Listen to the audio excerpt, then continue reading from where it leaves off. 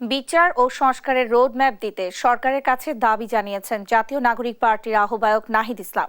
সোমবার বিকেলে সোহরাওয়ার্দী উদ্যানে দোয়া ইফতার মাহফিলে তিনি এই আহ্বান জানান। এ সময় বিচার সংস্কার ও গণপরিষদ নির্বাচনের জন্য দ্রুত মাঠে নামার ঘোষণা দেন নাহিদ ইসলাম।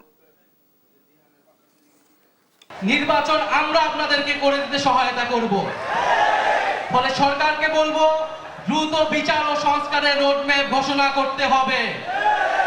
কত দিনের মধ্যে কোন প্রক্রিয়ায় আমরা দৃশ্যমান বিচার কার্যক্রম দেখতে পারবো এবং দৃশ্যমান সংস্কার আমরা বাস্তবায়ন করতে পারবো, সেটা সুস্পষ্ট রোডম্যাপ অবিলম্বে ঘোষণা করতে হবে।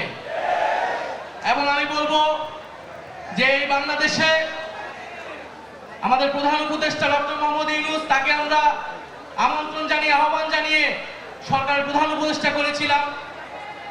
অন্যান্য উপদেষ্টাবৃন্দ রয়েছেন, সেনা প্রধান রয়েছেন, তারা প্রত্যেকেই কিন্তু কমিটমেন্ট দিয়েছিলেন যে মানুষের জানমালের নিরাপত্তা এবং বিচারের দায়িত্ব তারা নিচ্ছেন।